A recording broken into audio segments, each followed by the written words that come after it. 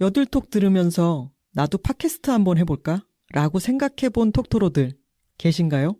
어렵지 않습니다. 스포티파이 4 팟캐스터와 함께라면 누구나 팟캐스트를 제작하고 발행할 수 있어요. 스마트폰 앱으로 녹음과 간단한 편집이 가능하고요. RSS 피드를 통해 애플 팟캐스트로 내보내는 것도 한 번에 됩니다.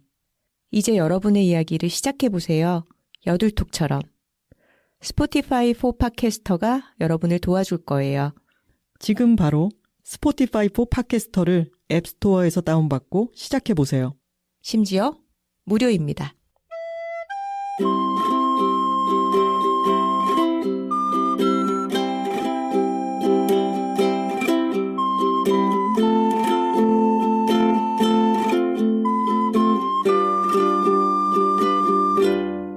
여자 둘이 토크하고 있습니다.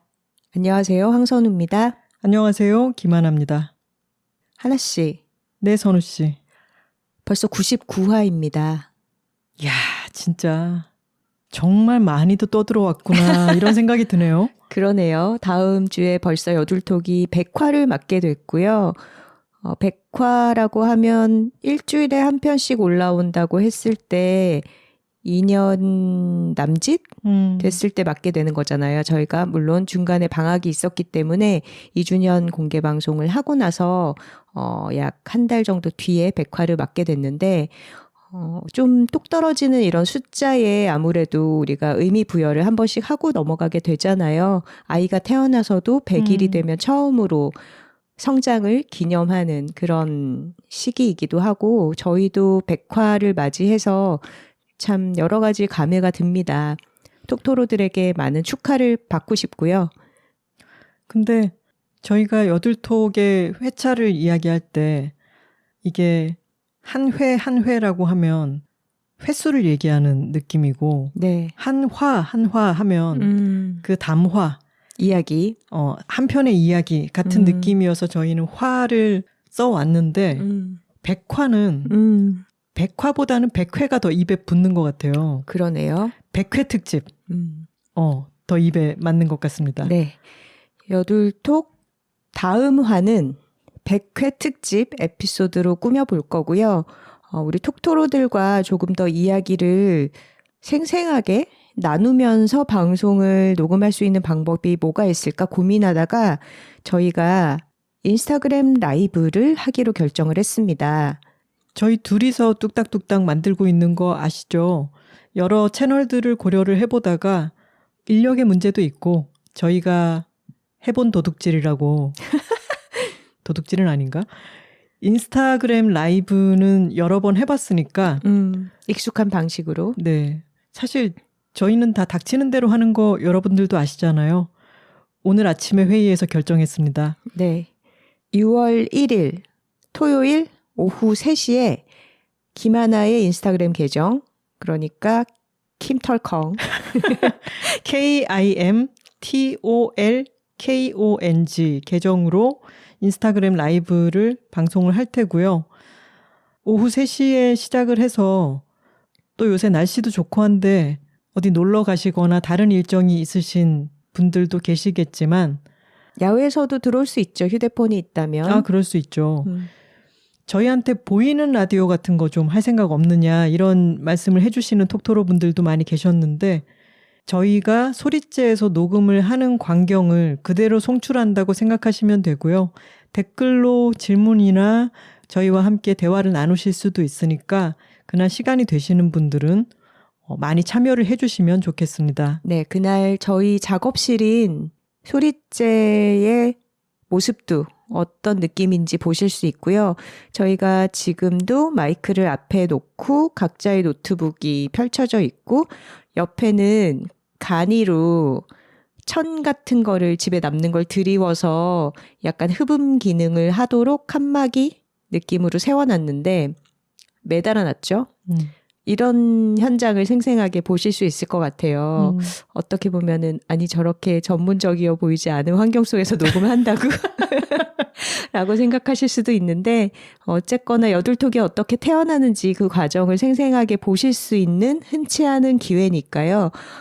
톡토로 여러분들 많이 인스타그램 라이브에 들어와 주시기 바랍니다. 6월 1일 토요일 오후 3시 김톨콩 계정에서 할 예정입니다. 저희가 100번씩이나 이렇게 떠드는 동안 처음으로 영상을 송출하고 실시간으로 방송을 하는 거예요. 물론 라이브가 끝나고 나면은 그 음성 파일을 따로 편집해서 깔끔하게 100회 방송으로 내보내려고 노력을 하겠지만 저희가 100번을 할 동안 처음으로 하는 것이고 언제 다시 이런 일이 있을지는 모르니까 여러분들 참여하시면은 흐뭇하실 것 같고요. 또 인스타그램 라이브 같은 것은 깜빡하면 지나가 버립니다.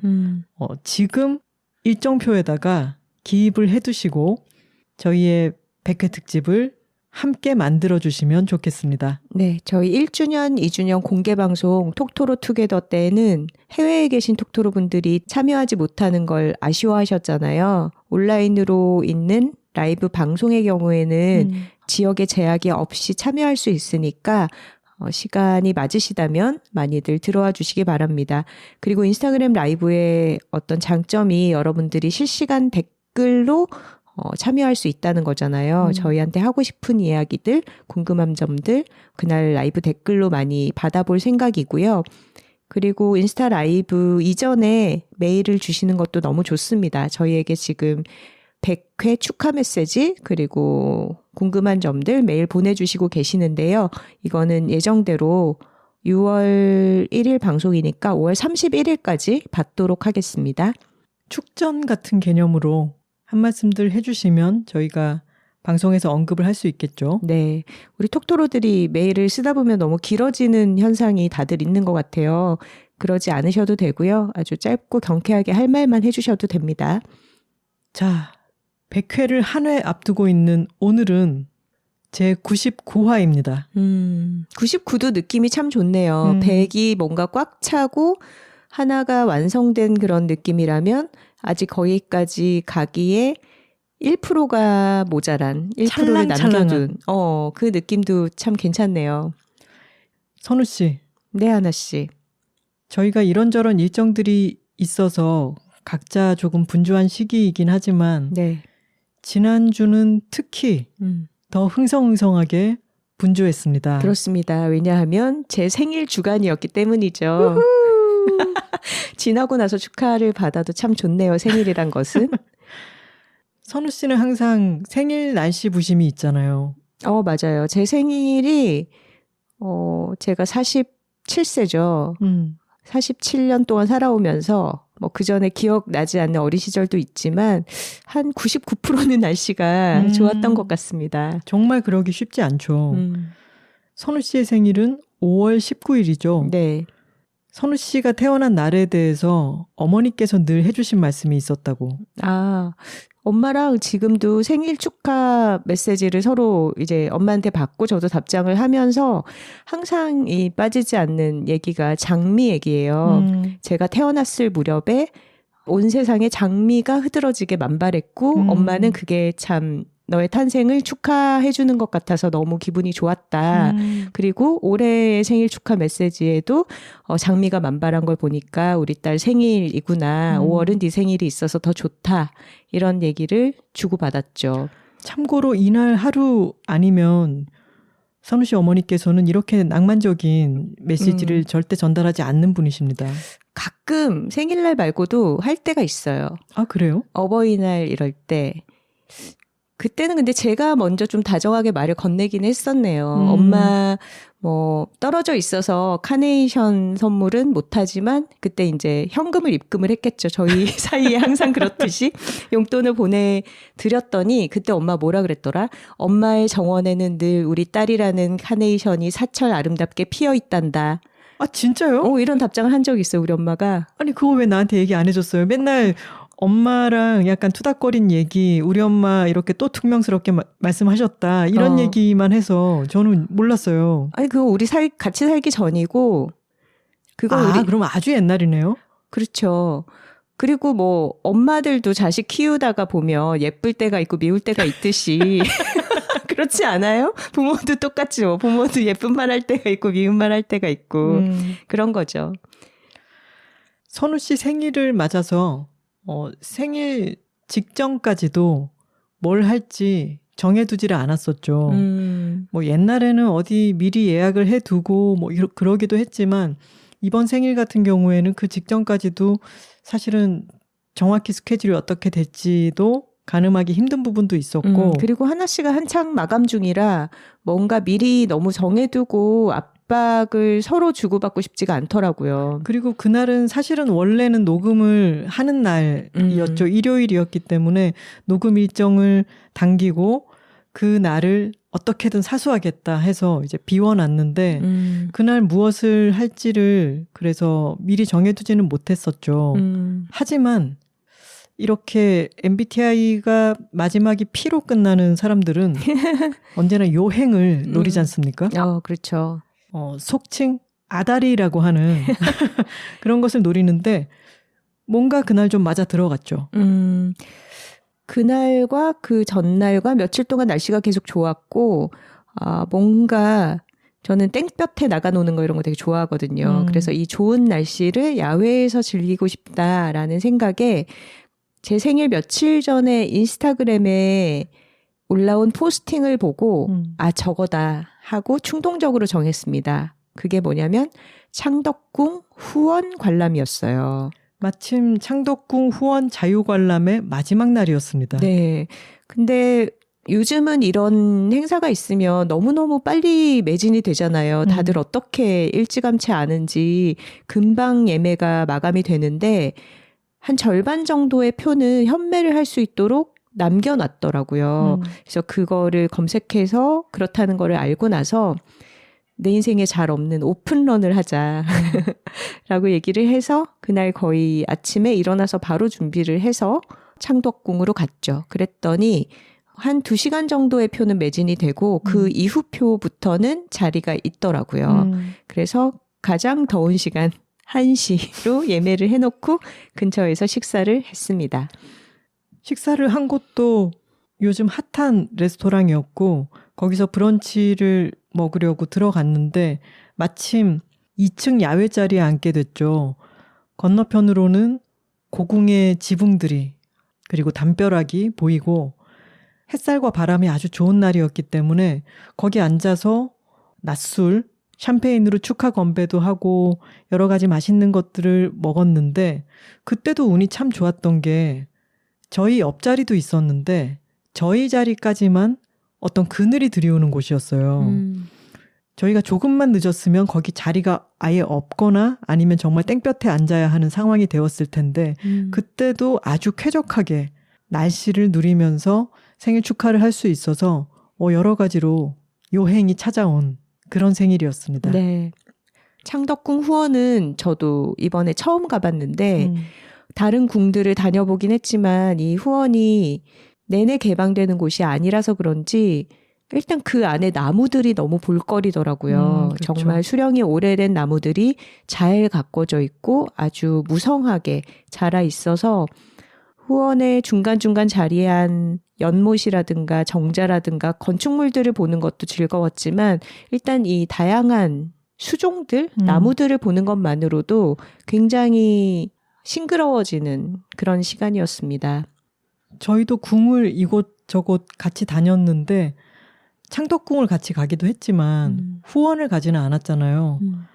그래서 47세에 창덕궁 후원은 서울 시내에서 접할 수 있는 아주 아름다운 훌륭한 숲이기도 하니까 정말 좋은 첫 경험을 하게 된 거죠. 맞아요. 나이를 먹어도 새로운 경험을 처음 할 수 있는 게 여전히 너무 많이 남아있다는 게 또 생일에 새삼스럽게 느끼게 되는 그런 즐거움 같습니다.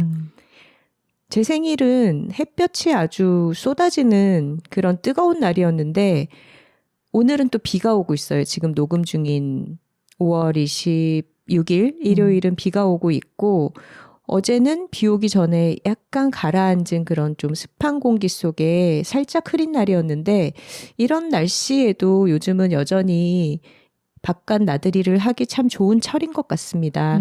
저희가 어제도 이제 장마 오기 전에 이런 날씨를 누릴 날이 많지 않다라는 생각에 뛰쳐나가서 피크닉을 했잖아요. 저희가 살고 있는 마포구의 상암동에 있는 월드컵 공원에 가서 돗자리를 깔고 큰 나무 밑에 누워서 책도 읽고 햇볕과 바람도 즐기고 산책도 하고 그랬죠. 네, 하나 씨가 소풍과 피크닉의 차이에 대해서 이전에 저희가 여둘톡에서도 소개한 바 있지만 정말 명언을 남긴 적이 있습니다. 소풍은 김밥을 싸가지고 가면 소풍이고 피크닉은 샌드위치를 싸가지고 가면 피크닉이다. 그렇지, 그렇지. 어제는 샌드위치를 싸갖고 갔기 때문에 피크닉이었습니다. 어제 피크닉에는 좀 특별한 BGM이 내내 흐르고 있었습니다. 저 먼 곳에서 들려오는 임영웅 콘서트의 리허설 소리. 아니 어제 상암 근처로 오는데 뭔가 분위기가 술렁술렁하니 심상치가 않은 거예요. 맞아요. 그리고 이 되게 쨍한 하늘색과 파란색의 중간 정도 되는 그 티셔츠를 입으신 분들이 굉장히 설레는 얼굴로 많이들 이 주변을 걷고 계시더라고요. 그래서 오늘 무슨 공연이 있나라고 봤더니 상암 월드컵 경기장에 정말 커다랗게 임영웅 씨 사진이 붙어 있더라고요. 그 티셔츠에도 히어로라고 쓰여 있지 않았나요? 히어로 제너레이션. 그게 영웅 시대라는 임영웅 씨 팬클럽 이름인 것 같아요. 아, 그렇군요. 네.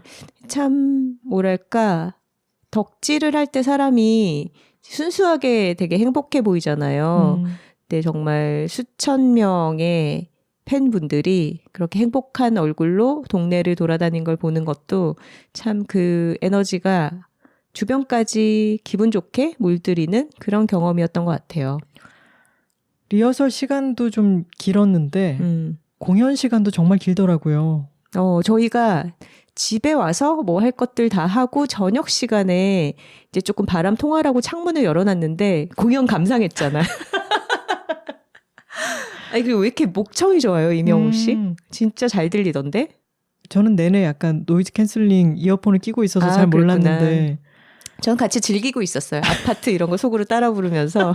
근데 몇 주 전에 또 세븐틴 콘서트가 있었잖아요. 맞아요. 그때는 뭐 댄스 음악의 특성상 좀 더 이제 사운드와 어떤 그 쿵쿵거리는 바이브로 소리가 들렸다면 임영웅 씨 공연은 보컬이 너무 생생하게 잘 들리더라고요.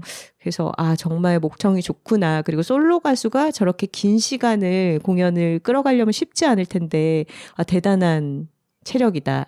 이런 생각이 들었고요. 마지막에 3시간을 넘기고 나서 이제 불꽃놀이 같은 걸 막 하면서 웅장하게 끝을 맺더라고요. 어제 저희가 오늘 방송을 준비해야 되는 날이었잖아요. 그런데 굳이 밖에 나가서 이렇게 준비를 했던 이유는 무슨 일을 하든지 간에 밖에 나가서 하면 뭐든지 좋은 몇 안 되는 날씨가 너무 아름다운 짧은 시기이기 때문이었죠. 네. 이번 주 주제와도 관련이 있습니다. 네. 좋은 걸 좋다고 말하기 여둘톡 99화는 제철을 제대로 누려보자입니다. 톡간 한번 갈까요? 둘 톡토로톡토로톡 파워 파워 파워 파워. 제 생일 얘기와 장미 얘기로 시작해서 요즘의 날씨가 쾌적하고 좋다, 야외를 누려야 할 시기다 이런 말씀을 드렸는데요. 여둘톡에서 아주 오랫동안 해온 얘기죠. 물론 봄철뿐만이 아니라 여름이나 겨울에도 그 계절을 제대로 누리는 방식이 있다라는 얘기를 저희가 꾸준하게 해왔는데요. 이번 99화 주제를 제철을 제대로 누려보자라고 정한 것은 마침 여둘 애드로 제안이 들어온 책이 또 저희가 늘 얘기해온 이 여둘톡 세계관과 너무나 깊이 맞닿아 있어서, 그렇다면 이 책 얘기를 하면서 제철 이야기를 우리가 같이 제대로 해볼 수 있겠다, 이런 취지에서였습니다. 오늘 여둘 애드로 소개할 책은 오늘의 주제와 아주 밀접하게 관련이 있기 때문에 저희가 이 책에서 읽은 것들, 그리고 저희가 제철에 대해서 생각하는 것들을 다 섞어서 회차를 꾸려보겠습니다. 오늘은 거국적으로 통합해버렸습니다. 오늘 소개드릴 책은 김신지 작가님의 제철 행복입니다. 인플루엔셜에서 출간된 따끈따끈한 새 책이고요. 표지부터 초록과 나무색으로 가득합니다. 아주 기분이 좋아지는 그런 일러스트로 감싸져 있고 요리 작가님의 그림들이 내지에도 계절을 아주 싱그럽게 담아서 들어가 있습니다. 김신지 작가님은 저희의 실친이기도 하죠. 그렇죠. 그리고 톡토로이기도 하고요. 제가 아는 사람들 중에서 정말 가장 부지런하게 계절을 즐기는 사람, 그리고 가장 바지런하게 일상을 기록하는 사람이 김신지 작가님이 아닐까 싶어요. 이 책은 김신지 에세이라고 되어 있지만 안에 정보도 아주 빼곡하게 들어있죠. 이 책을 읽고 나면은 저는 그런 책들이 있잖아요. 책을 읽기 전과 후가 확실히 달라지는 그런 변화를 가져오는 책들이 있는데 이 책이 바로 그런 책이라고 생각하고요. 그리고 한 번 읽고 두는 책이 아니라 이 책은 절기에 대한 이야기들이기 때문에 그 절기 때마다 찾아보면은 새롭게 또 즐길 거리들이 무궁무진해지는 그런 가능성을 품고 있는 책이에요. 근데 이런 책을 잘 쓸 수 있는 사람으로서 김신지 작가님보다 더 적합한 사람은 없습니다. 누구신지? 김신지. 김신지 작가님은 고향이 문경, 농촌이고요. 부모님이 지금도 농사를 짓고 계시고 어머님인 윤인숙 씨의 경우에는 저희가 그대여 장롱 속 면허를 꺼내라 편에서도 언급한 적이 있어요. 아버지가 운전을 하시기 힘들어졌을 때 어머니가 트럭 운전이 꼭 필요한 때였기 때문에 늦게 면허를 따서 운전을 잘 하시게 되었다. 이런 이야기를 소개한 적도 있는데 부모님이 계속 농사를 짓고 계신 그 집에 대한 묘사가 신지 작가님의 이전 책들에 나와 있는데 문경에서도 아주 외진 곳이고 그리고 심지어 길이 끝나는 곳 있잖아요. 거기에 본인의 집이 있다라고 하는 묘사가 있습니다. 그래서 이분의 경우에는 농촌 출신인데 지금은 도시에서 살고 있고 그리고 그 전에는 에디터로 아주 바쁜 생활을 했던 적도 있었고 그러니 어린 시절에 농촌에서 느꼈던 여러 자연의 절기 같은 개념과 그것을 너무 놓치기 쉬운 도시인의 삶의 풍경에 대해서도 두 가지 다 경험이 아주 풍부하게 있는 분인 거죠. 이 책은 한 해의 24절기, 24가지 절기를 봄, 여름, 가을, 겨울로 나누어서 24장으로 구성이 되어 있습니다. 그 절기마다 절기의 의미를 알려주기도 하고 그 계절에 있었던 본인의 에피소드에 대해서 쓰기도 하고 혹은 그 절기에 내려오는 어떤 조상님들의 풍속에 대해서 얘기를 해주기도 하고요. 근데 그 에피소드들이 다 정말 촘촘하게 다양한 경험과 어떤 일상의 조각들로 구성이 되어 있어요. 이거야말로 정말 보는 눈이 면밀하고 굉장히 근면하게 기록을 하는 누구신지 김신지 작가님만이 쓸 수 있는 그런 글이 아닌가 싶어요. 그리고 여전히 농사일을 돕기 위해서 본가에 철마다 방문을 하고 같이 일을 하는 사람으로서 우리에게는 지금 잊혀져가는 어떤 우리 삶의 근간이 되는 어떤 농업의 장면들 그리고 우리를 먹여 살리는 그 작물들이 어떻게 자라나고 어떤 과정으로 생육이 되는지 이런 현장을 요즘은 참 보기가 힘든데 그런 생생한 기록을 볼 수 있다는 것도 참 좋습니다. 아까 이 책을 쓰기에 김신지 작가님만큼 적합한 사람은 없다라고 말씀을 드렸는데 일단 잘 발견하죠. 수집을 잘 해요. 2018년에 나온 김신지 작가님의 책 좋아하는 걸 좋아하는 게 취미에 제가 추천사를 쓴 적이 있는데 그 추천사의 맨 마지막에 이렇게 썼습니다. 마지막 장을 덮고 나니 세상이 이리도 촘촘하게 아름답다. 그 책을 읽고 나니까 골목에 놓여있는 화분이라든가 이리저리 널려있는 빨래라든가 세상을 향해 열려있는 창문이라든가 누군가의 뒷모습이나 매일의 구름 이런 것들이 이런 시각으로 바라보니까 이것들이 너무너무 아름답고 소중하구나. 그런 시각을 저에게 일깨워준 그런 책이었어요. 하나 씨도 참 감탄하는 역량이 뛰어난 사람이잖아요. 하지만 전 다 흘려보내죠. 감탄의 역량은 있으나 기록의 역량이 없어. 근데 김신지 작가는 그 두 개를 다 갖고 있네요. 생각해보니까. 맞아요. 기록하기로 했습니다라고 하는 책도 내셨잖아요. 그 책을 읽어보면은 기록을 해야겠구나 그런 생각이 들고 실제로 기록을 막 시작해요. 하지만 저희는 또 하다 말았다. 하지만 김신지 작가님은 그렇게 작은 것들을 잘 보아내고 그리고 그것을 촘촘하게 꾸준하게 기록하는 부지런함도 갖춘 분인 거죠.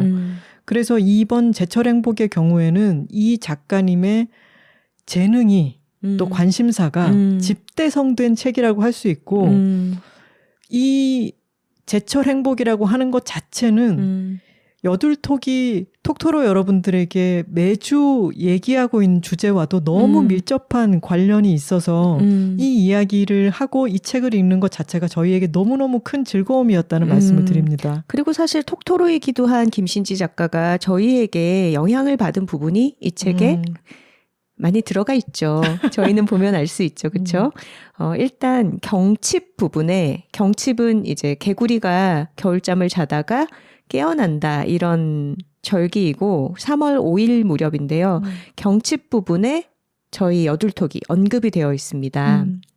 팟캐스트 여자들이 토크하고 있습니다. 봄 한담 편을 듣다가 다산 정약용이 만든 문예 모임 중란시사의 귀약을 알게 되었을 때 반가웠다. 이러면서 본인의 친구들 중에도 자목련이 피면 그 집에 모여서 같이 꽃구경을 하면서 이야기를 나누고 다음 해에 또 자목련이 필 때 만나자라는 약속을 교환하고 헤어지는 그런 모임이 있다라는 걸 떠올리면서 쓴 대목이에요. 그리고 저희에게 이 책을 전해주면서도 자신의 영원한 풍류 선배라고 저희를 호명을 하고 있어서 내심 아주 뿌듯했습니다. 조선에 다산이 있었다면 지금은 여둘톡이 있다. 라고 하면서 써주셨죠. 그리고 너무 다정하게 김신지 작가님이 초대를 해주셔서 저희가 아주 꽃구경을 실컷 했던 어느 날이 있었는데 그날 찍었던 사진을 인화해서 여러 장을 함께 넣어 보내주셔서 참 이분의 기록 습관 덕에 우리에게도 추억이 참 진하게 남는구나라는 생각을 했죠. 근데 이 풍류 선배라는 말 있잖아요. 책을 읽으면서 계절을 잘 누리고 계절의 가장 아름다운 순간에 좋은 곳에서 이 계절을 누릴 수 있는 순간을 기획해서 저희를 초대해 주곤 했었잖아요. 근데 이런 김신지 작가님에게도 풍류 선배가 그 자목련이 피면 부르는 그 선배가 있었기 때문에 신지 작가님도 아 나도 그렇게 해야겠다라고 생각해서 저희에게 그런 추억을 심어줄 수 있었던 것인데 저희는 이번 99화 제철을 제대로 누려보자를 들은 여러 톡토로 분들이 많은 사람들에게 이런 제철을 누리는 마음, 풍류 같은 것을 전해줄 수 있는 사람이 되었으면 좋겠습니다. 이 풍류 선배라는 것은 선배 후배의 위계가 붙박혀 있는 게 아닌 것 같아요. 누군가가 이 계절을 같이 누리자라고 집 밖으로 끌어내주고 먼저 손을 내밀고 안부를 전하고 한다면 그 사람이 바로 풍류 선배가 되는 거죠. 그거는 서로 쌍방간의 역할을 바꾸어가면서 지속할 수도 있는 거고요. 그렇죠. 저는 아무래도 이 책이 절기별로 구성이 되어 있다 보니까 지금의 제철 절기부터 찾아보게 되더라고요. 선우 씨 생일의 절기는 뭡니까? 저의 생일은 초여름, 그러니까 5월 5일 즈음인 입하와 5월 20일 소만 사이에 딱 걸쳐 있습니다. 아, 그리고 절기에 대해서 말씀을 드리자면은 우리는 보통 뭐 춘분이다, 추분이다, 하지, 동지 이런 이야기를 할 때 그 날로 생각하는 경향이 있잖아요. 근데 우리가 알고 있는 그런 이름들은 그 절기가 시작하는 날짜를 이야기하는 거고 한 절기는 보통 한 보름 정도 이어집니다. 그렇죠. 한 달에 절기가 2개씩 들어있어서 12달이 24절기가 되는 거죠. 그리고 많은 분들이 놀라시는 게 절기가 양력이라고 하는 거죠. 절기는 태양빛을 기준으로 나누어진 거기 때문에 양력으로 생각하시면 되고 선우 씨의 생일의 경우는 5월 19일이고 5월 5일부터 5월 19일까지가 입하, 5월 20일부터 그 이후의 보름 동안은 소만이기 때문에 그 두 절기의 경계선에 있다고 생각하면 되는 거죠. 맞아요. 이 책을 읽으시면 24절기가 어떻게 구성이 되고 어떤 식으로 이름이 붙어 있는지 어떤 머릿속에 좀 체계가 잡히실 거예요. 이해하는데 확실히 도움이 되고요.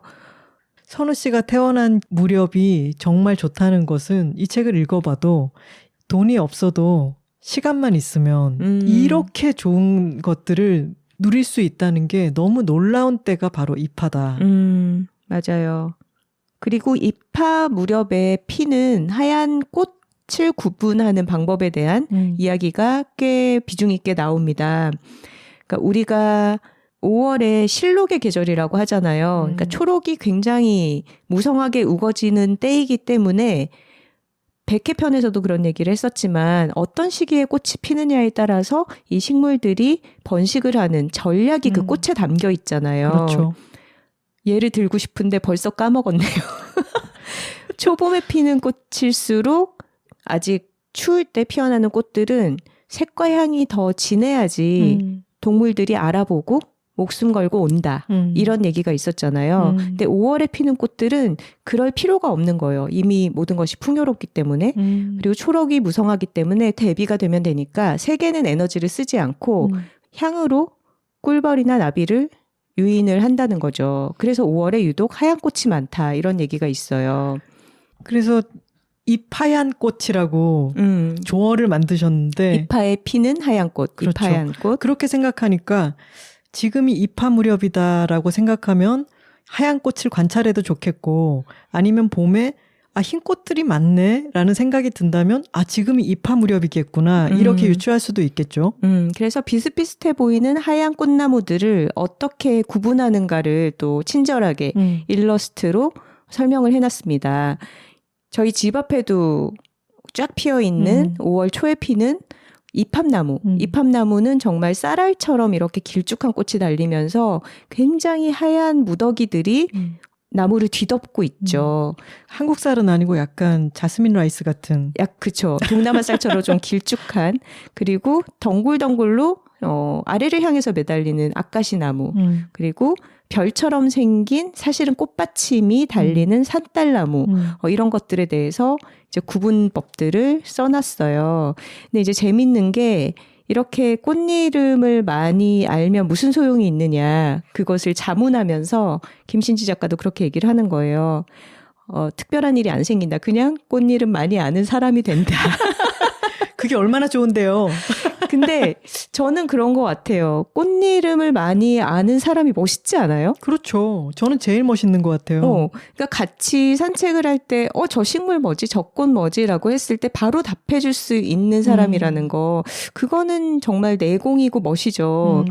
그러니까 제가 항상 어릴 때부터 제일 멋있다고 생각한 어떤 부류의 사람들이 어딘가에 막 길을 가다가 어느 장소에 피아노가 있어. 근데 갑자기 앉아서 막 쳐. 너무 멋있잖아요. 그리고 어디에 기타가 있어. 그거를 그냥 무심하게 잡더니 막 연주를 해. 그거는 그 사람이 그냥 항상 갖고 있는 어떤 능력인 거잖아요. 하지만 우리가 기타나 피아노를 연주하는 능력은 갖추기가 쉽지 않지만 그냥 길을 가다가 무심하게 저 하얀 나무 뭔지 알아?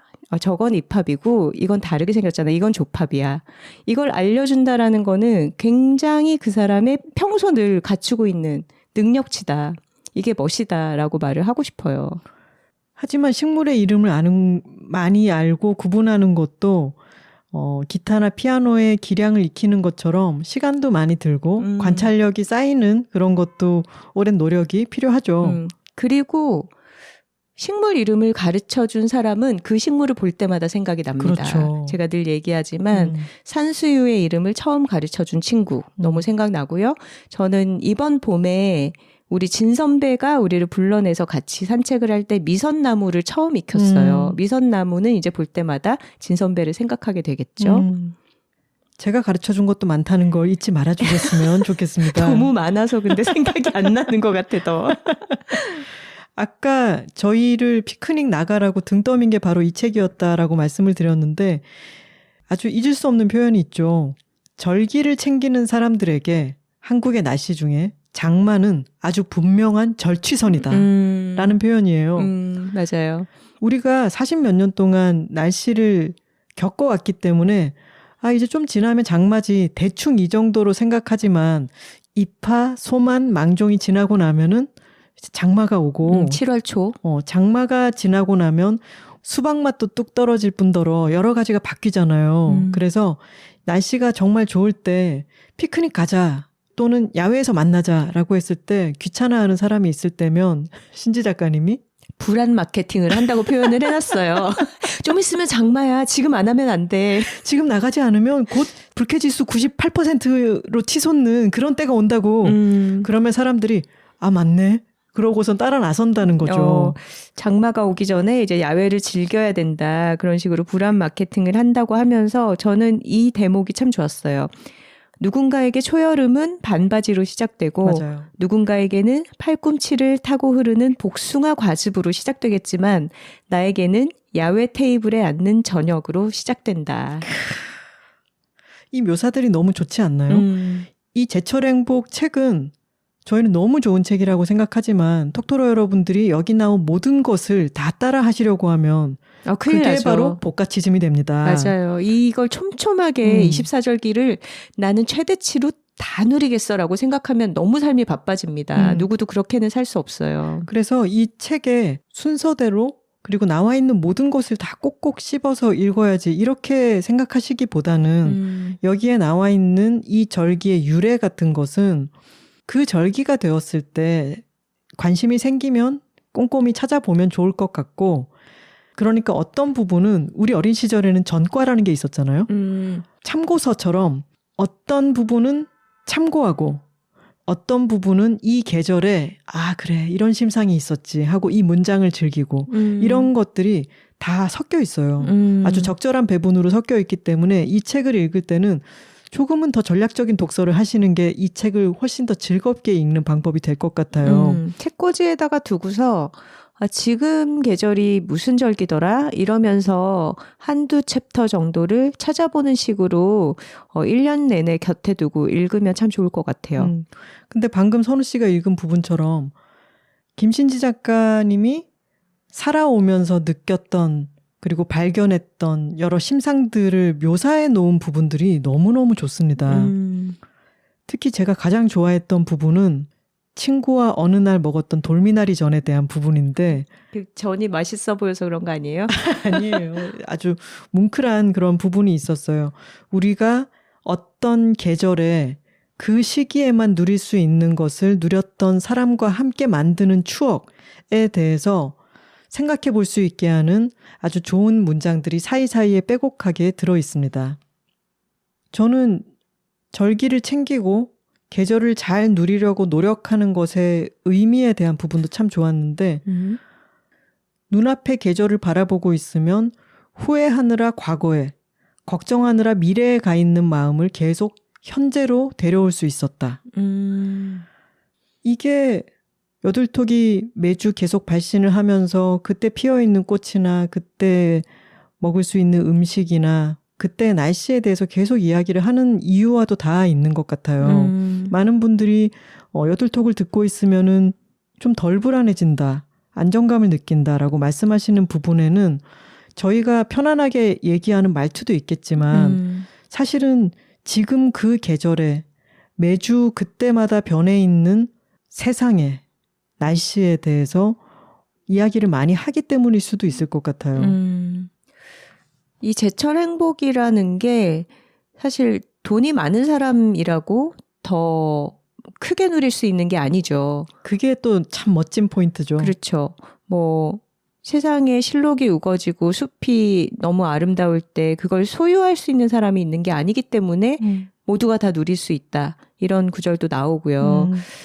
김신지 작가에 따르면 제철을 누리는 일이란 결국 나만 아는 기쁨의 목록을 늘려가고 그것을 수행하는 그런 생활입니다. 그러니까 남들이 다 쫓아가는, 추구하는 그런 기쁨의 목록으로만 나의 행복을 채운다면 그거는 정말 세속적으로 굉장히 피곤해지는 삶이 되고 말겠죠. 그리고 그 기쁨의 본질이 나의 어떤 정말 충실한 행복이기보다는 그것을 과시하는 남들 시선을 의식한 행복일 경우도 많죠.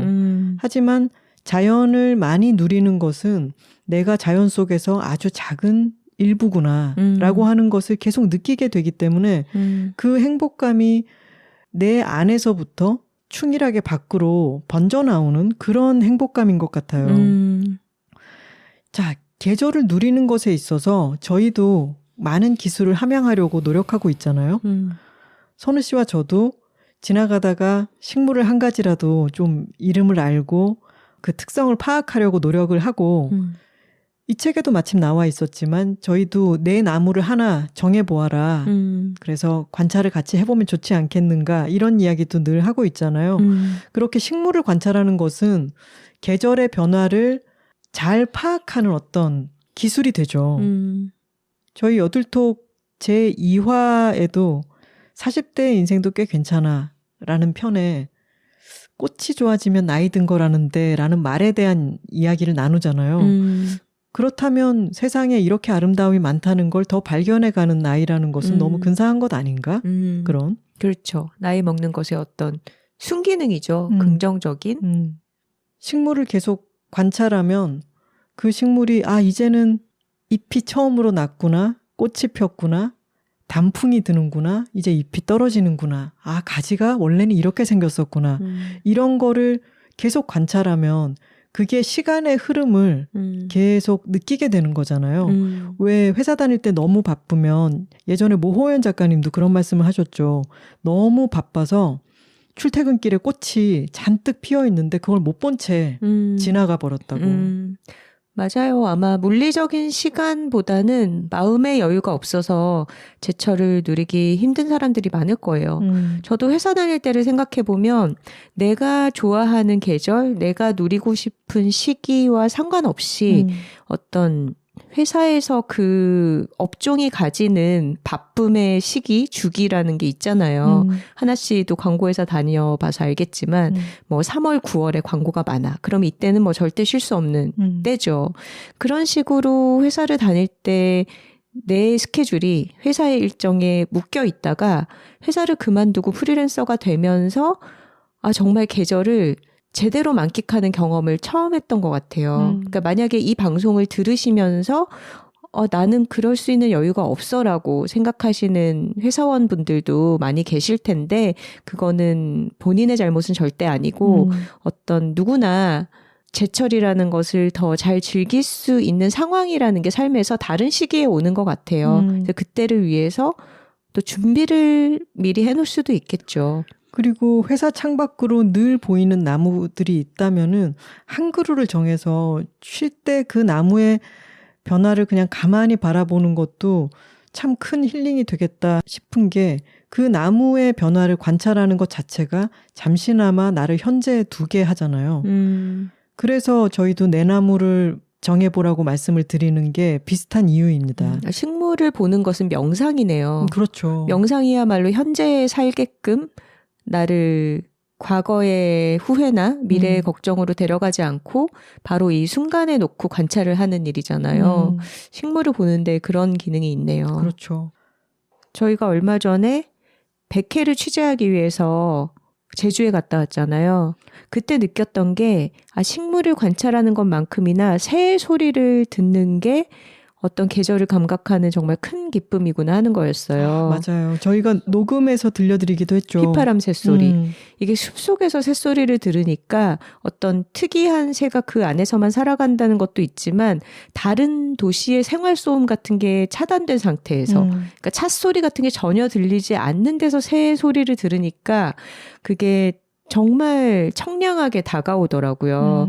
그리고 비가 살짝 내려서 촉촉한 숲길을 걸을 때 나뭇잎 같은 게 내 발밑에서 어떤 미끄러지는 감각 같은 거. 그런 것도 사실 눈에 보이지는 않지만 어떤 촉감으로서 감각하는 그런 계절의 느낌이죠. 여러 톡토로님들이 새소리를 녹음해서 보내주시기도 했기 때문에 또 백회에서 그런 아주 특별한 경험이 있었고 저희는 요새 새소리가 들리면 나무를 좀 많이 관찰을 해요. 어제 피크닉을 갔을 때도 누워가지고 책을 읽다가 위에 있는 나뭇가지를 멍하니 바라봤는데 맞아. 새집이 새가 살다가 떠나고 나서 이제 많이 헐거워진 상태에서 반절 정도는 떨어진 것 같고 그게 듣고 있는 중간은 아니었겠죠? 왜냐하면 네, 좀 아니었어요. 촘촘하지 않고 네. 뭔가 이렇게 되게 헐거웠어요. 그래서 반쯤 남아있는 그 새 집을 바라보면서 그 새 집의 구조가 은근히 정교하잖아요. 그것을 관찰하는 것도 참 재밌었는데 이제는 저희는 새소리가 들리면 무슨 새일까? 구분을 하지 못하더라도 나무를 좀 관찰하면서 아, 저 새가 내는 소린가 봐. 그러면서 한 번씩 더 봅니다. 여둘톡에도 조류 톡토로들이 많이 계시잖아요. 그렇죠. 근데 저는 새를 제가 그렇게 세심하게 알아보는 어떤 지식이 있지는 않는데 요즘은 참새를 봐도 참 귀엽더라고요. 맞아요. 예전에는 참새 제일 흔한 새지 뭐 하고 흘려서 봤는데 참새 자세히 보면 여러분 정말 통통하고 정말 작고 진짜 야무지게 생겨서 너무 귀엽습니다. 저희가 지금 소리에 대해서 이야기를 하고 있는데 이 책에는 김신지 작가가 아까 농촌 출신이라고 했잖아요. 본가에 가면은 5월 이후에는 소쩍새가 울고 또 밤에 개구리 울음소리가 들린다. 그런 시기가 있고 그 시기가 지나서 매미가 밤에 시끄럽게 울고 그러고 난 뒤에는 가을이 되면 가을로 풀벌레들. 접어들 때 풀벌레 소리가 들린다라고 했는데 이게 도시에서는 이걸 많이 누리기는 힘든 상황이지만 제철에만 나는 소리는 어떤 게 있을까? 그 소리에도 주의를 기울여 보는 것은 그 시기를 잘 즐기는 기술이 되겠죠. 왜 우리 순천만 같은 데 갔을 때는 늦가을이나 이런 때 가면 갈대가 이제 말라가지고 바람이 싹 불면은 마른 갈대가 부딪히는 소리가 쫙 들리잖아요. 그거는 여름에 잎이 물기를 잔뜩 머금고 있을 때 바람이 불었을 때 탁탁 부딪히는 소리와는 전혀 다른 소리죠. 맞아요. 숲에서도 초여름, 한여름에 나는 바람 소리랑 또 가을, 겨울에 나는 소리가 다르죠. 훨씬 건조하고 더 버석버석하죠. 맞아요. 요즘 저희 제철 소리는 뉴진스의 하우스 스윗입니다. 그건 제철 소리가 아니라 유행 음악인 것 같아요. 유행 음악을 그 시기에 들으면 또 그것도 제철 소리가 아닐까. 나중에 들으면 아 그때 이 음악을 들었었지. 약간 본질을 벗어나는 것 같네요. 네. 죄송합니다. 아니 그럴 수는 있고. 아니 그리고 하우스 스윗이 그 뮤직비디오가 되게 재밌어요. 여러분들 보셨는지 모르겠는데 이 파리 시점으로 시작하는 거 알아요? 아 강아지 시점이 아니었어요? 시작이 강아지 시점인가? 아무튼 어떤 클립에 보면은 파리를 개구리가 먹어. 그래서 그런 거 개구리의 있었어요. 몸을 통과해. 맞아요. 카메라가 이 개구리의 몸에 세포 막 이런 거를 소화기를 통과해서 밖으로 뿅 나오고 그리고 강아지 시점으로도 촬영이 되어 있고 새의 시점으로도 촬영이 되고 이런 게 좀 총체적으로 어떤 여름방학의 심상? 물론 우리가 그런 일본의 외곽 도시에서 여름방학을 나본 적은 없지만 좀 그런 이미지들을 품고 있는 것 같아요. 제철 음악이라니까요. 격가지로 빠진 얘기였지만 또 어쨌거나 통합을 시켜보려는 이야기였습니다. 그리고 빼놓을 수 없는 것이 제철 음식이겠죠. 아, 그렇죠. 이번에 선우 씨 생일 파티를 몇 번을 했는데 그중에 한 번의 파티는 친구들과 함께 어딜 갔죠? 아, 저희가 참 좋아하는 동네 농수산시장에 가서 꽃게를 먹었습니다. 꽃게 파티를 했습니다.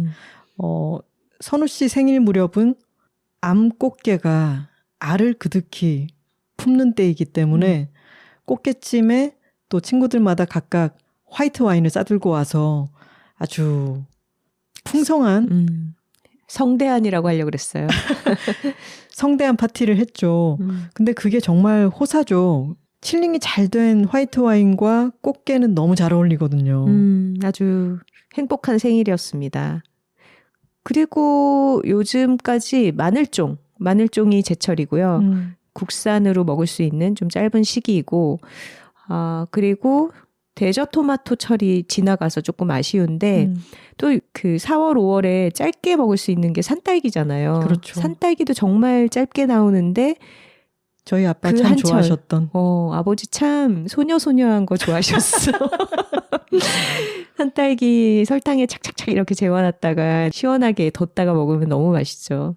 이제 좀 있으면은 자두, 복숭아 이런 것들이 나오기 시작하겠죠. 그렇죠. 저희 집에서 샐러드를 먹을 때도 대저 토마토가 나오는 시기에는 일부러 토마토를 시켜서 많이 먹잖아요. 그렇게 이 계절에만 나는 것들을 누리는 것도 참 큰 재미이고 그런 재미가 또 큰 것이 봄나물 먹을 때 아닌가요? 아, 그렇죠.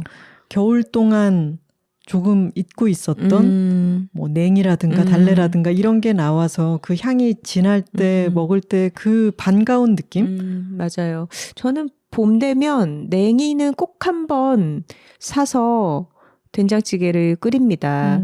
근데 냉이가 진짜 손질하는데 손이 많이 가거든요. 이 흙을 맞아요. 뿌리에 엉겨있는 흙을 하나하나 다 씻어내고 다듬어야 되기 때문에 정말 손이 많이 가서 항상 해마다 봄에 한번 사서 해 먹으면서 그 생각을 하죠. 아, 내년 봄까지 안 먹어야지. 그 봄나물들이 맛있는 게 이 제철 행복에 보니까 겨울을 지나는 동안 이 봄나물들이 뿌리에 당분과 여러 가지 양분을 저장해 두기 때문이라고 하더라고요. 맞아요. 이 책을 읽으면 작가가 농촌 출신이기 때문에 아, 정말 되게 큰 시각으로 바라본다라는 게 느껴져요. 사실 저희 세대까지는 저는 그래도 할머니 집이 시골이었고 농촌에서 지내본 적이 있어서 어떤 농사 짓는 것에 대한 감각이 좀 있는데 선우 씨는 그러면 농사일을 고사리 손으로 도와본 기억이 있어요? 아니죠. 전혀 도움이 안 되죠. 저는 지금에도 도움이 안 되는 사람이고 저는 그냥 그래요? 놀죠. 네. 저는 여러모로 곰손이라 가서 사고만 안 치면 다행이기 때문에 어른들이 저에게는 아무것도 시키지 않았고 대신에 어떤 작물들이 어떤 과정으로 자라나고 이런 거를 그래도 근거리에서 체험을 했죠. 그리고 그 여름철에 시골에서 나는 어떤 냄새라든가 이런 감각적인 기억들이 살아있죠. 근데 요즘의 어린 세대들, 저의 친구들의 아이들 세대는 정말 그런 시골과의 접점이 완전히 없어져 버렸잖아요. 자기 부모 세대도 다 도시 사람들이기 때문에 그래서 진짜 농산물이라는 게 마트에서 플라스틱 속에 포장되어 있는 모습으로만 접하고 흙이라는 것이 더럽다라고 생각해서 조금만 묻어도 어쩔 줄 몰라 하고 이런 경험만 해본다고 하더라고요. 근데 우리가 먹고 사는 이런 농작물들이 농업을 통해서 생산이 되는 거고 우리나라 땅에서 자라나는 거잖아요. 이게 어떤 과정으로 어떤 노력과 어떤 보살핌을 통해서 생산이 되는지 그거를 아는 거는 너무 중요한 것 같아요. 그래서 제철 행복을 읽으면 사실 우리 눈에 보이지 않는 어떤 겨울 동안에도 생명을 위한 어떤 활동들이 일어나는지 그리고 농업의 과정을 위해서 우리가 너무 힘들어하는 정말 죽을 듯이 느끼는 한여름 무더위도 어떻게 필요한 시기이고 그 시기를 거쳐서 또 우리를 먹여 살리는 농작물을 연글게 하는지 이런 것들이 훨씬 더 통합적인 큰 시각으로 다가오는 것 같아요.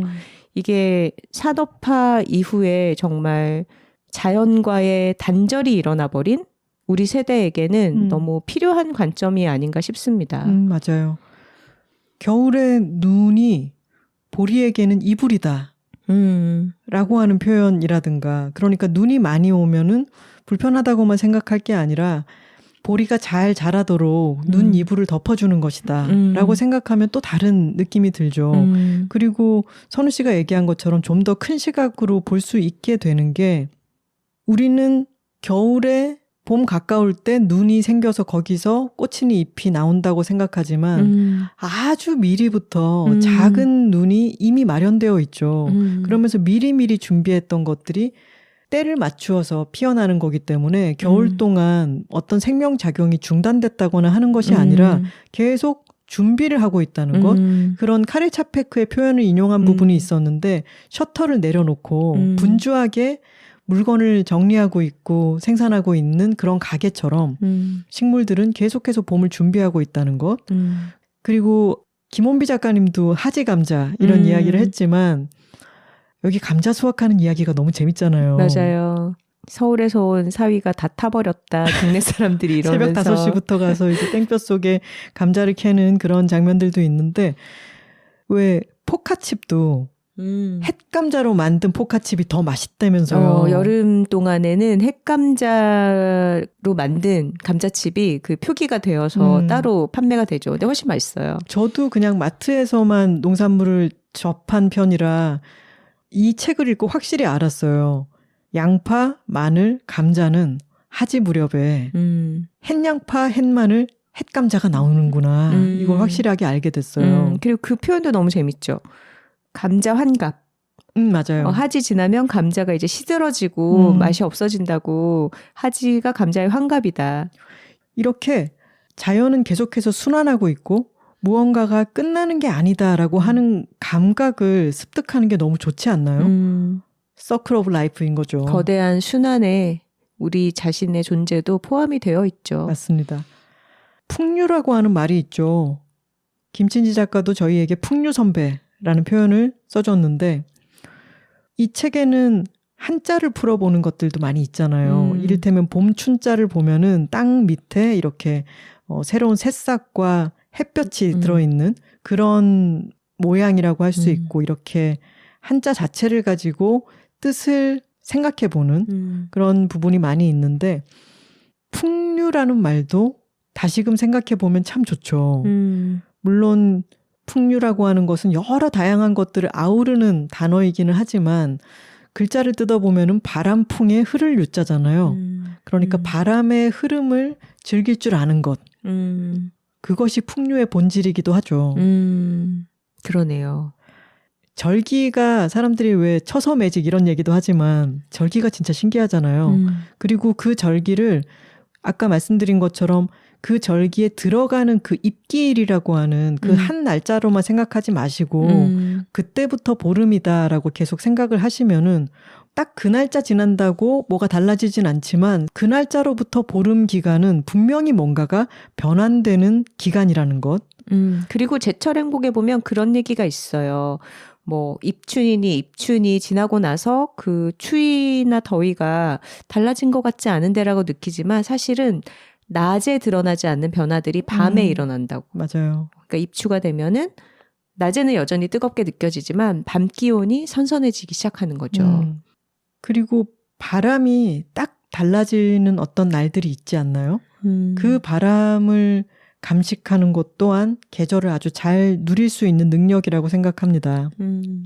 바람 맞고 노을 구경하고 구름 구경하고 이런 게 어떤 즐거운 시각적 체험이죠. 노을과 구름이 어느 절기에 가장 관찰하기 좋은지, 근사한지 이런 것도 다 나와 있습니다. 저는 그것도 좋았어요. 우리가 여들톡 하면서 이야기를 했던 것들, 또 소개한 것들 이런 게 서로 계속 맞물리는 느낌이 들지 않나요? 저는 이 책을 읽으면서 이다의 자연관찰일기를 읽어두길 잘했고 또 백회를 다녀오면서 김봉찬 대표님한테 이런 설명을 들어두길 잘했구나 이런 생각이 들었는데 할머니와 나의 사계절 요리학교도 생각이 나죠. 그렇죠. 제철 음식 해먹는 이야기. 이번에 제철 행복을 읽었더니 계절마다 위를 쳐다보는 즐거움도 있지만 땅을 쳐다보는 즐거움도 있다. 이제 특별하게는 가을에 단풍들이 떨어지면은 그 단풍이 든 나무 아래를 보면 은행나무 밑에는 동그랗게 은행잎들이 쭉 떨어져 있고 단풍나무 밑에는 빨간 단풍잎들이 동그랗게 떨어져 있다는 거죠. 저는 그냥 걸어가면서 가까이서 보면 그런 건 잘 안 보이잖아요. 근데 그거를 동그라미를 인식하고 멀리서 보면은 그런 것도 보는 재미일 것 같아요. 그렇게 아래를 볼 수 있는 데들이 도시에는 많지 않아요. 생각해보면 도시에는 그 나무 아래 이파리들을 쓸어서 치워버리거나 아니면 나무 밑둥이 보이지 않는 화당에 심겨져 있는 경우도 많죠. 그렇기도 하겠죠. 또 비가 올 때 비를 바라보는 것도 좋지만 한옥 처마 밑에는 동글동글한 빗구멍이 패이잖아요. 그런 것을 관찰하는 것. 또 겨울이 되면은 관찰거리가 많이 줄어들지 않을까라고 생각했는데 겨울이 되면은 첫 붕어빵이 나오기도 하고 첫 눈이 오기도 하고 그리고 눈이 많이 내려 있을 때 산책을 나서면 아무도 밟지 않은 흰 눈 위로 새들이 남겨놓은 발자국을 관찰할 수 있는 때이기도 하고 근데 그렇게 생각하면 이 계절의 모든 변화라고 하는 게 정말 경이롭고 너무 좋죠. 아까 창덕궁 후원 이야기를 잠깐 했는데 저도 창덕궁 후원을 한 20몇 년 전에 처음 갔을 때 저는 계절별로 몇 번 간 편인데 그때가 눈이 내려서 그 후원에 아무도 눈을 밟지 않은 상태에서 첫 타임으로 간 거였거든요. 그때가 너무너무 인상적이고 아름다웠던 걸 잊을 수가 없어요.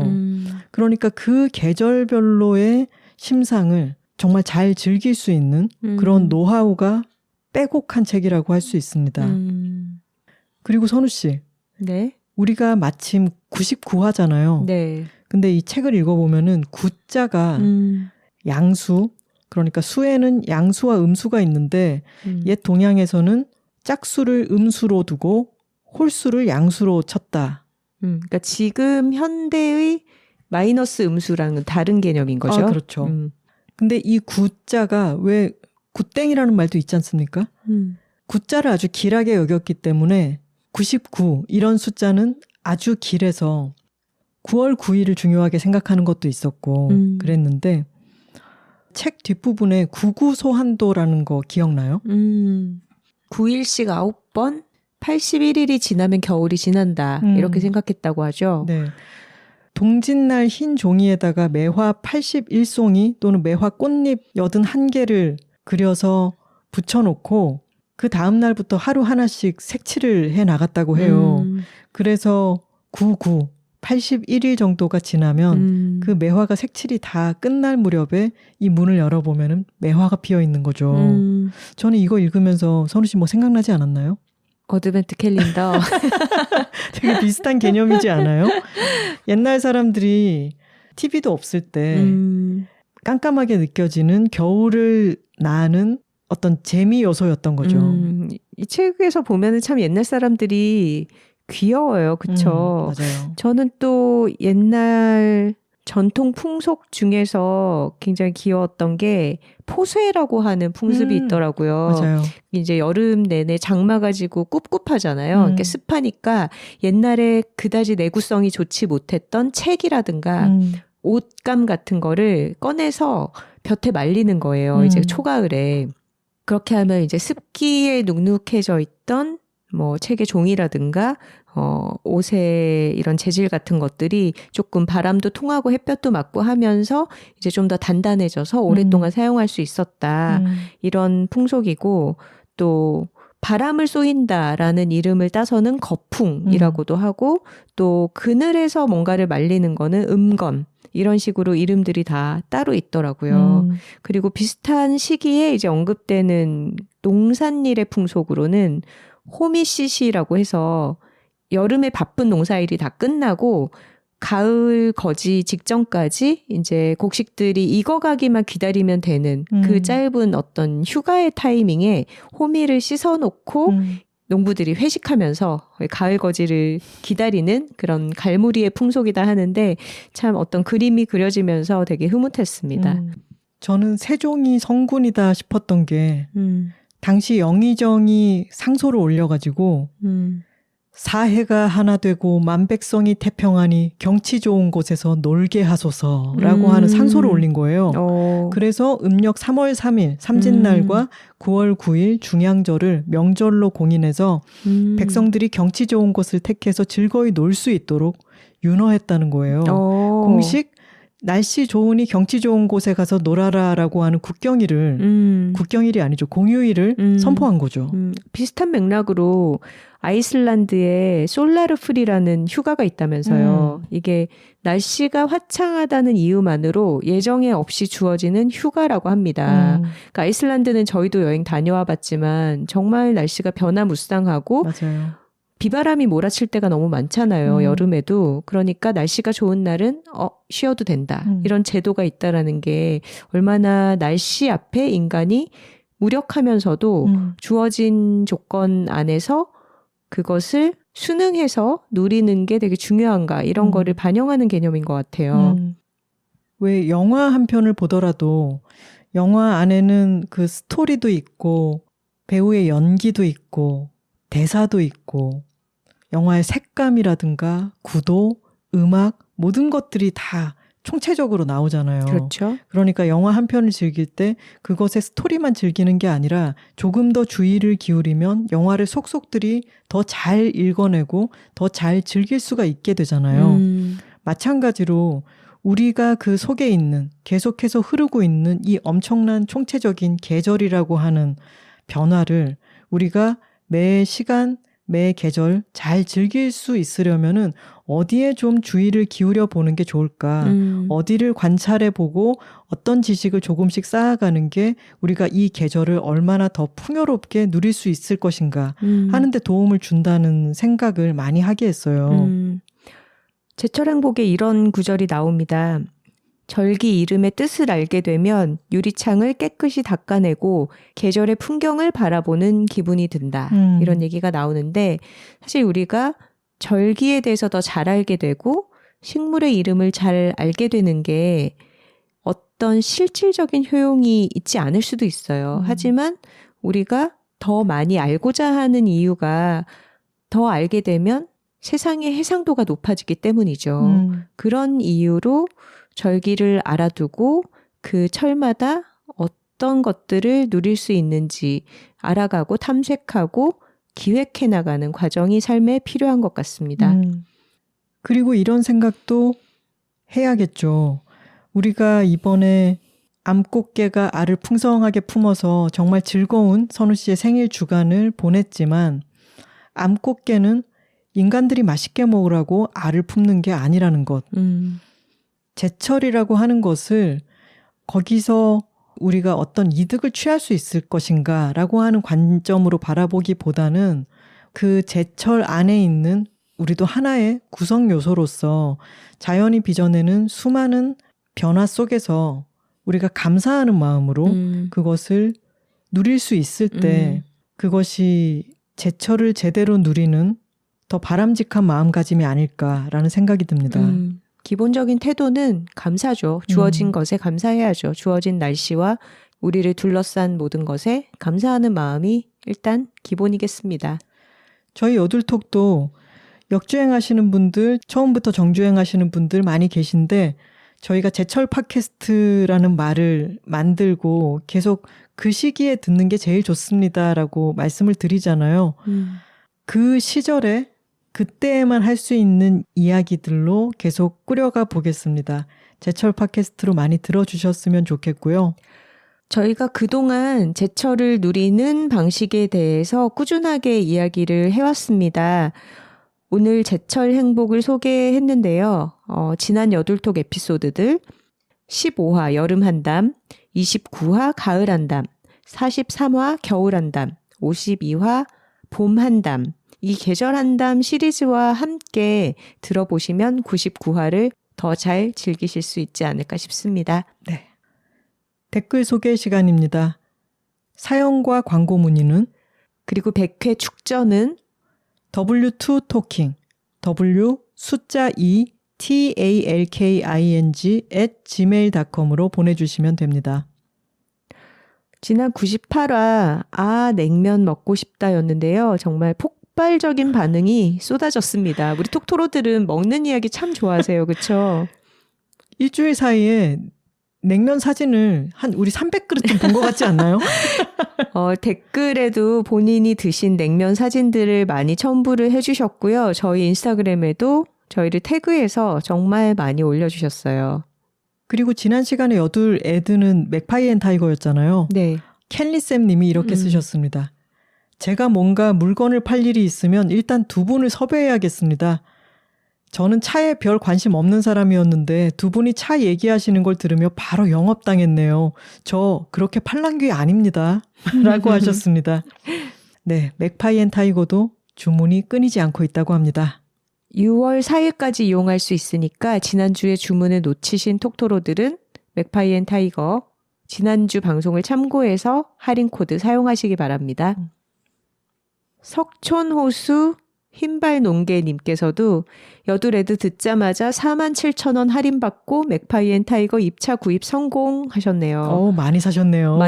많이 사셔서 할인 금액도 엄청나. 30% 할인 금액이 47,000원이에요. 큰마음 먹고 커피를 끊은 지 3년 되었어요. 그리고는 업무에 집중이 안 돼요. 홍차, 녹차 마셨는데 만족이 안 되어서 검색도 많이 하고 차 마시는 분들에게 문의도 하고 책도 찾아 읽었어요. 그러다 우리가 매일 차를 마신다면을 읽고 저자 이름 참 특이하네 하다가 차를 판매하는 상호구나 하면서 맥파이 앤 타이거를 알게 되었습니다. 말씀하신 것처럼 차에 대한 재치 있는 설명도 차를 정하는 데 도움이 되고 패키징이 고급스러워 나에게 하는 선물 같아요.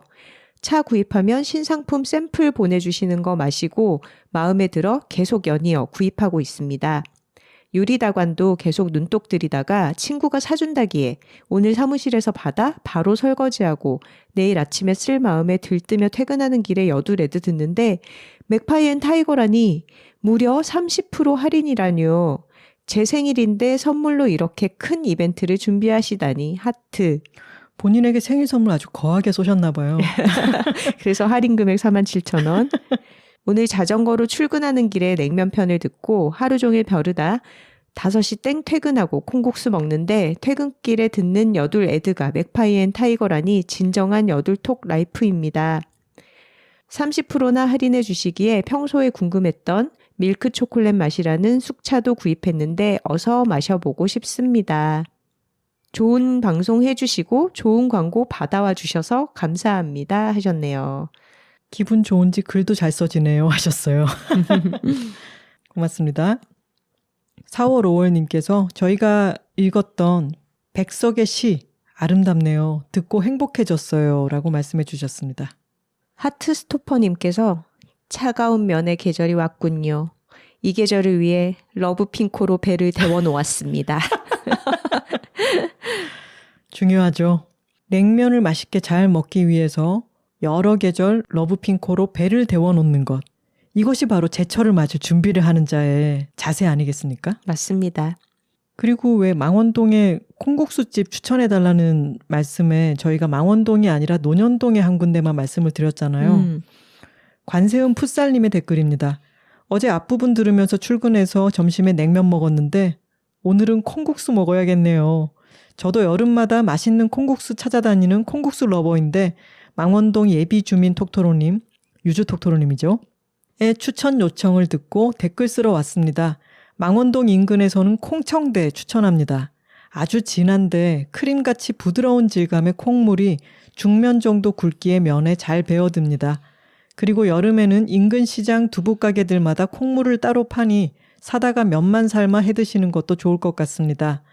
수원 오늘국수 논현동 가람국시 적어놨습니다. 콩국수 맛집 추천 감사합니다 하셨어요. 네. 유주톡토로님이 콩청대 저장이요 하셨는데요. 저도 다녀왔습니다. 근데 제가 이제 탁구 치는 친구랑 같이 갔는데 그 친구도 콩국수를 많이 즐기는 편은 아니어서 다음에 좀 더 여러 명이 또 콩국수를 좋아하는 친구가 있을 때 가서 콩국수를 주문해 보자라고 이야기를 하고 다른 메뉴들을 먹었는데 그 집 참 맛있더라고요.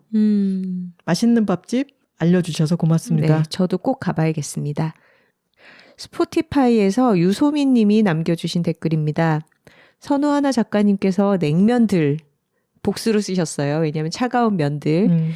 냉면들을 얼마나 좋아하고 맛있어 하는지 목소리와 설명에서 메뉴 하나하나마다 생생하게 느껴지네요. 아침에 출근 준비하며 들었는데 좋아하는 걸 이야기하는 즐거움이 생생히 느껴져서 아침부터 저도 덩달아 기분이 좋아졌어요. 리뷰를 쓰는 지금은 퇴근 중인데 덕분에 오늘 저녁은 자루소바 정식입니다. 메뉴 선정 감사합니다 하셨네요. 지난번에 댓글 남겨주셨던 대만 톡토로님이 다시 한번 댓글을 남겨주셨어요. 작가님들 안녕하세요. 대만 톡토로입니다. 제 댓글이 읽힐 줄은 몰랐는데 그 파트를 들었을 때 얼마나 반가웠는지 몰라요. 흥분돼서 주변 사람들에게 자랑도 하고 여러 번 반복해서 들었어요. 댓글 읽히는 게 이런 느낌이었구나. 역시 한국어 리스닝 명가. 한국어 더 열심히 배울게요. 감사합니다. 해주셨어요. 감사합니다. 고맙습니다. 그리고 97화 고민사연 6.5탄이었죠. 나만 미워하는 팀장님을 미워하는 나. 이 편에 댓글을 달아주신 분이 계십니다. 도토리 묵토로 님께서 안녕하세요. 이 기사님이 이 댓글을 보실지 모르겠지만 같은 촬영 노동자로서 이 기사님 사연 공감하며 들었습니다. 저도 현장에서 편의상 제작 지원 언니라는 표현을 쉽게 썼던 것이 그분들에게 상처가 됐을 수 있겠다는 생각이 들어 반성도 되었고 다음부터는 각 팀의 팀원분들에게 이름을 꼭 물어봐야겠다는 생각을 했습니다. 저도 연출 파트로 일하면서 현장과 인간에 대한 환멸을 여러 번, 사실은 매번 느낍니다. 특히 연출 제작팀은 서비스업이다라는 말을 들을 만큼 감정 노동의 강도도 세니까 더 그런 것 같아요. 저는 동료의 이간질로 인해 정신적인 타격을 받고 지난 3년을 거의 누워서 지냈습니다. 일도 굶어 죽지 않을 정도로만 했고요. 근데 예전에 그런 말 있지 않았나요? 적군의 머리통은 알아서 떠내려온다? 물음표 2개 쓰셨는데 강가에 앉아있으면 적장의 머리가 떠내려온다 뭐 이런 얘기였죠. 물론 나쁜 놈이 더 잘 잔다는 말도 있지만 가끔은 정말로 머리통이 알아서 떠내려오기도 하더군요.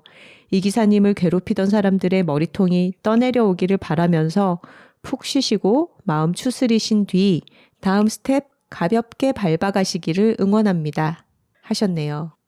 이 기사님이 이 댓글을 들으시고 응원을 받으셨으면 좋겠습니다. 네. 그리고 정말 강가에 앉아서 기다리면 적장의 머리가 떠내려오는 일들이 많더라고요. 내가 적극적으로 복수에 나서지 않아도 사필 규정인 부분이 또 있으니까 그렇게 마음 먹으시면 좋겠습니다.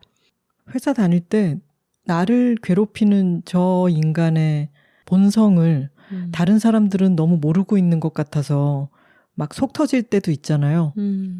근데 그 사람이 이상한 사람인 거는 다른 사람들도 알고 있습니다. 그게 결국 그 사람의 한계를 만들기도 하더라고요. 맞습니다. 그리고 도토리묵 토로님이시잖아요. 네.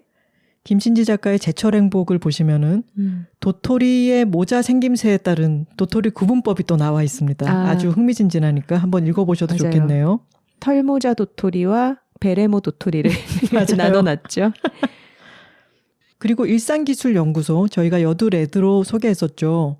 새로운 제품이 나와서 팟빵 댓글에 안내를 해주셨는데 그 댓글을 읽어볼게요. 안녕하세요 톡토로 여러분. 여두레드로 인사드렸던 노브라웨어 만드는 일상기술연구소입니다. 저희가 이번에 무려 50명이나 뽑는 신제품 체험단 이벤트를 열고 있는데 기왕이면 우리 톡토로님들이 많이 참여해 주시면 좋겠어서 링크 가져왔습니다. 풍기인견으로 만드는 여름 속옷 대용품이라 올여름 무더위에 유용하게 입으실 수 있을 거예요. 광고글 같아 보일까봐 작가님들께 문의드렸는데 괜찮다고 해주셔서 기쁘게 올리고 갑니다. 그리고 공개방송 때 제품 당첨되신 톡토로님들 일상기술연구소 스마트 스토어에 쿠폰이 들어있으니까 기한 마감 전에 얼른 써달라는 말씀도 추신으로 덧붙여 주셨네요. 네, 많은 분들이 체험단 참여하시면 좋겠네요. 그리고 냉면 사진들 무수히 올려주신 여러분들 정말 고맙습니다. 좋은 걸 좋다고 말하기 여둘톡 99화는 제철을 제대로 누려보자입니다. 톡토로 뒤에는 여둘톡이 있고 여둘톡 뒤에는 톡토로가 있습니다. 저희는 다음 주에 사상 최초 인스타 라이브 100회 특집으로 돌아오겠습니다. 방송은 화요일이고요. 인스타 라이브는 6월 1일 토요일 오후 3시입니다. 고맙습니다.